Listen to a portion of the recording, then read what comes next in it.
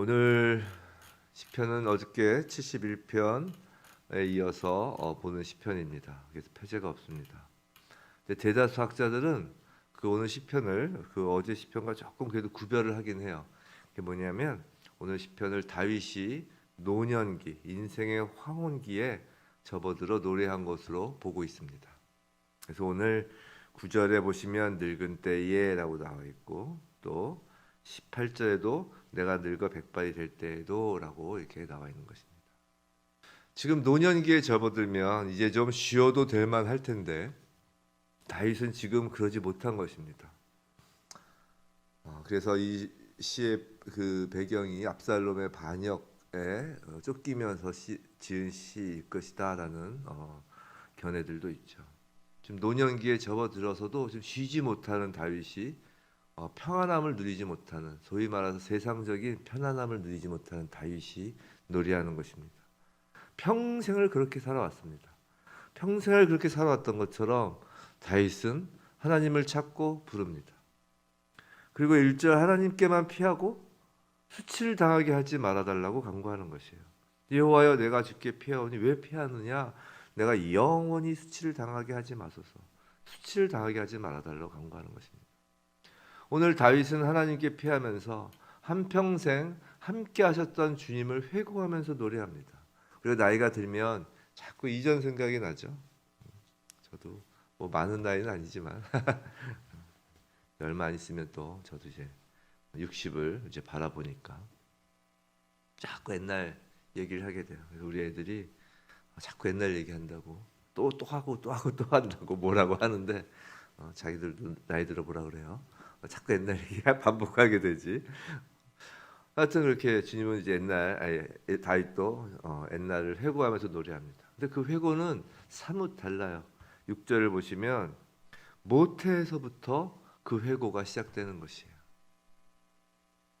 이게 무엇을 의미합니까? 모태에서부터 어머니의 배에서부터 주께서 나를 택하셨다고 합니다. 하나님은 다윗이 무엇을 잘하고 착한 일을 해서 택한 것이 아니란 것이죠. 어머니의 배에서부터 택하신 것입니다.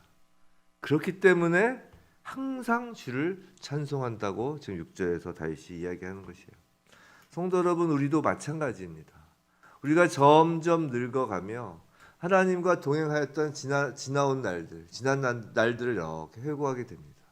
근데 그 회고의 끝은 우린 창세 전에 이미 우리를 택하신 것을 알고 있는 사람들이기에 창세 전까지 회고가 되는 것이에요.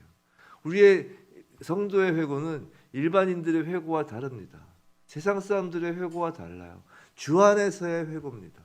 주 안에서 우리의 살아온 인생 가운데 함께 하셨던 하나님 생각하면 모태신앙이 아니더라도 정말 나이가 들어서 예수를 믿었다 할지라도 이제 아는 것이에요. 창세전부터 하나님께서 나를 택하셨다는 것을. 그러면서 어린 시절의 모든 것들이 그냥 우연이 하나도 아니었음을, 여기까지 예수를 믿고 주님께 기도하고 찬송하는 이 자리까지 하나님이 쭉 인도하신 걸 기억하는 것입니다. 그 자체만으로도 항상 주를 찬송할 수 있는 거죠. 기독교에서 감사란, 제가 몇 번 말씀드렸죠. 감사란 기억이라고 하였습니다. 우리가 기억하는 것, 하나님께서 우리를 구원하신 것, 우리가 예수 그리스도를 믿은 것, 이거 하나만으로도 우리는 충분히 감사할 수 있는 것이에요. 자, 다윗이 기억하는 또 회고는 모태에서부터 뿐만이 아니라 17절 어려서부터 교훈하신 하나님을 기억합니다. 17절 하나님이여 나를 어려서부터 교훈하셨으므로 라고 하죠. 여기서 교훈을 직역하면 훈련시키다라는 뜻이에요. 즉 하나님께서 실체적인 체험을 통하여 다윗으로 하여금 하나님을 깨닫게 하였다는 것이에요. 다윗은 참으로 많은 시련과 고난을 겪은 사람입니다. 어려서 광야에서 양들을 돌볼 때부터 이스라엘의 왕이 될 때까지, 그리고 왕이 되어서까지도 고난이 끊이지 않았던 사람이에요. 그 모든 고난과 시련은 그런데 그것이 하나님의 훈련이고 훈련장이고 교육이었다는 것이에요. 그 훈련을 거치면서 다윗은 15절, 16절에 나타나는 것 같이 하나님의 공의와 하나님의 구원을 전하고 17절에서는 주의 기이한 일, 즉 하나님의 살아계심과 하나님의 능력을 전하는 전도자로서 그 인생 자체가 쓰임받게 된 것입니다. 성도 여러분, 모든 성도는 전도자입니다. 꼭 신학대학원을 다녀야 전도사가 아니라 모든 성도는 전도사예요. 전도사. 하나님의 살아계심과 능력을 전하는 전도사죠. 근데 전도자가 되려면 그런 훈련을 거치게 돼 있다는 것이에요. 왜냐하면 그 훈련을 통하여 하나님의 살아계심을 내 몸으로 체험하기 때문이죠. 어려서부터 말이죠. 우리가 예수를 믿은 그 순간부터 말이죠. 근데 이렇게 평생을 하나님과 함께했던 다윗이 늙은 지금 또다시 7절 나는 무리에게 이상한 징조같이 되었사오니라고 합니다. 지금 무리에게 이상한 징조같이 되었다라는 이 말은 지금 다윗에게 어떤 심각한 고난이 닥쳤는데 그것을 두고 사람들이 하나님의 심판의 표징으로 본다는 것이에요. 무슨 말이냐면 다윗이 나이가 먹었는데도 또 고난에 처하는 거예요. 이해할 수 없는 고난에 또 처하는 것이죠. 사람들이 뭐라고 하냐면 다윗을 보고 저거 봐라. 다윗 겉으로는 되게 거룩한 것 같았고 겉으로는 하나님 주님을 따르는 자 같았지만 저거 말년에 봐라. 저 고생하는 것 봐라. 하나님의 심판을 받은 자 아니냐라고 사람들로부터 손가락질을 당한다는 것이에요. 무리에게 이상한 징조같이 되었다는 것. 11절 보세요. 하나님이 그를 버리셨은즉이라고 하잖아요. 하나님이 그를 버리셨다고 원수들이 쫓아가자고 하는 것이에요. 잡으러 가자고. 원수들이 다윗에게 하나님이 너를 버렸다라고 말한다는 것이죠. 보통 우리가 젊어서 사업에 실패하면 그래도 스스로 일어나서 다시 회복할 힘이 있어요. 젊어서의 수치는 노력하여 역전할 수 있습니다. 그런데 나이가 들고 늙을 때에 세상적으로 실패하고 사업에 실패한다거나 또 평소 알고 지내던 사람들로부터 갑자기 등돌림을 당하고 수치를 당하면 나이 들어서는 참으로 견디기가 어렵습니다. 왜냐하면 젊었을 때는 그렇게 어떤 인간적인 그런 어떤 배신을 당하고 수치를 당하더라도 세월이 지나면서 그걸 극복하기 위해서 또 잊어버려지거든요. 나이 들어서 그런 일을 당하면 참 견디기가 어려운 것이에요. 왜냐하면 희망이 얼마 없기 때문에 그래요. 희망 있는 날들이 별로 안 남았기 때문에 그렇습니다. 그래서 사람들은 어쩌면 나이가 들면 들수록 더 자신을 보호하려고 더 확실한 노후 대비를 강화하려고 하는 것 같아요. 그래서 노욕이란 말 있잖아요. 노욕. 나이 들어서 더 욕심이 많아지는 것. 그것이 재물이든 명예든 사회적 지위이든 말입니다. 근데 과연 그런 것들이 우리의 노후를 확실하게 보장해 줄 수 있을까요? 그렇지 않다는 것이에요. 우리의 100% 확실한 노후 보장은 오직 하나님뿐입니다. 지금 보세요. 왕이었던 다윗조차도 노년의 원수들로부터 수치를 당하고 있습니다. 나이가 들었다고 해서 언제 무슨 일을 당할지 아무도 알지 못합니다. 그런데 여기서 다윗이 구하는 것은 1절 그냥 수치가 아니에요. 영원히 수치를 당하지 않는 것입니다. 영원히 수치를 당하지 않는 것. 그냥 이 순간의 수치 고난을 모면하는 것에 머무르는 것이 아니라 영원을 바라보는 것이에요. 그리고 영원히 수치를 당하지 않을 유일한 방법은 오직 주님께 피하는 것뿐임을 다윗은 과거 자신의 경험을 통해 뼈저리게 깨달은 사람이에요. 성도 여러분, 우리나라 모 재벌 총수는 뭐 이름을 얘기 안 하는 건 방송되니까 모 재벌 총수는 죽기 전까지도 재벌이었어요. 깰 수 없는 상태에서도 의식이 없는 상태에서도 재물로 육신의 호흡만 오랫동안 연장을 한 모 재벌 총수가 있었음을 우린 기억할 겁니다. 죽고 싶어도 못 죽는 거예요. 그는 어쩌면 이 땅에서 마지막까지 수치를 당하지 않은 인생일 수도 있어요. 사람들 눈에 보일 때. 마지막까지도 재벌이었잖아요. 그러나 영원이라는 시간 속에서는 모든 사람은 죽음 그 자체가 수치인 것이에요. 아까 뭐라고 그랬어요? 우리가 그 수치를, 그 사회 실패를 회복할 수 있는 시간이 남아있지 않다고 생각하기 때문에 나이가 들어서 점점 더 노욕을 부린다고 그랬죠. 그런데 정말 회복할 수 있는 시간이 전혀 없는 순간이 있다는 것이에요. 무슨 발버둥을 쳐도 회복이 안 되는 시간이 있다는 것이에요. 그것이 죽음이란 시간인 것입니다. 죽음을 맞이하는 순간이에요. 죽음 이후에는 회복하고 싶어도 회복할 방법이 없어요.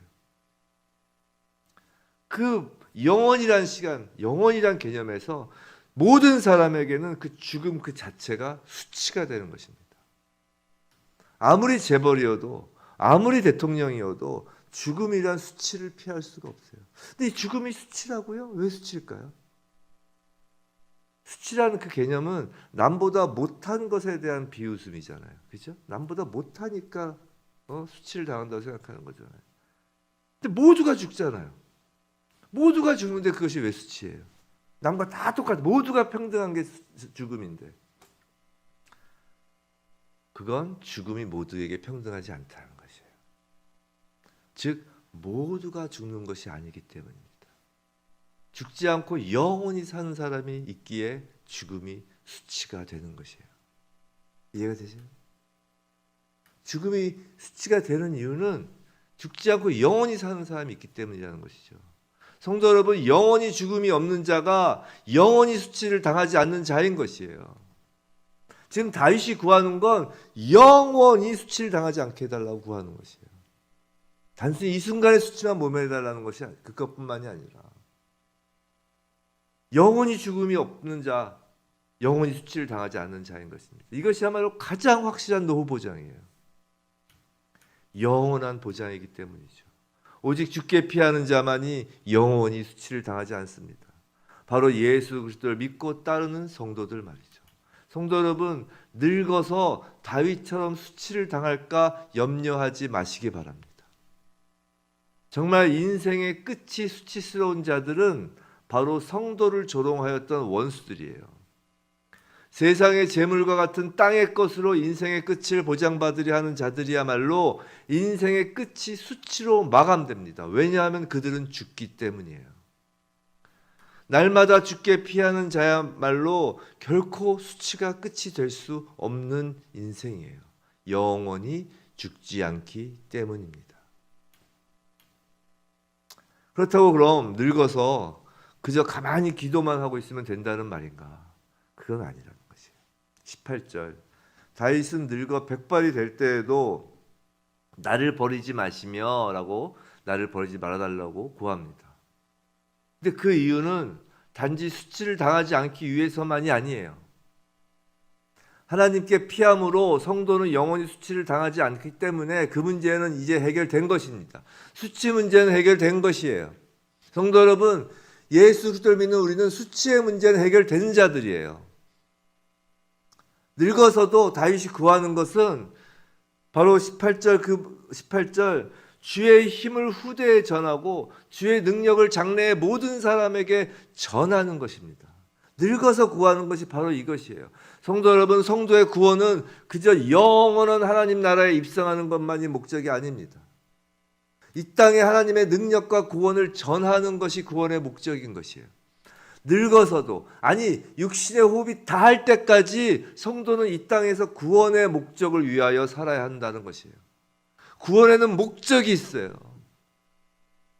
구원은 나 하나 살자고 하는 것이 목적이 아니라고요. 그 구원의 목적, 하나님께서 우리에게 구원을 선물로 주셨을 때, 은혜로 주셨을 때 목적이 있다고요. 그 목적은 우리의 육신의 호흡이 다할 때까지 달려갈 길이라고요. 성도의 육신의 죽음은 심장이 멈추었을 때가 아니에요. 우리의 죽음은 심장이 멈추었을 때가 아니라고요. 하나님이 성도를 향한 계획과 성도의 소명이 멈추었을 때가 우리가 죽는 때인 것이에요.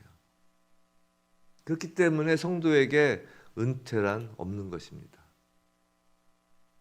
죄송스럽지만 늘 늙을 때의 은퇴는 꿈도 꾸지 마시라고 제가 자주 말씀드리죠. 예수를 믿는 자에겐 은퇴란 없어요. 우리의 은퇴는 하나님께서 다 했다, 다 했다. 이제 내 품에 안겨라라고 할 때가 은퇴인 거예요. 우리는 알고 있잖아요. 말기암 등 목숨이 경각에 이르렀음에도 불구하고 마지막까지 이 땅에서 하나님을 증거한 많은 믿음의 선배들을 알고 있잖아요. 딱 그때까지입니다.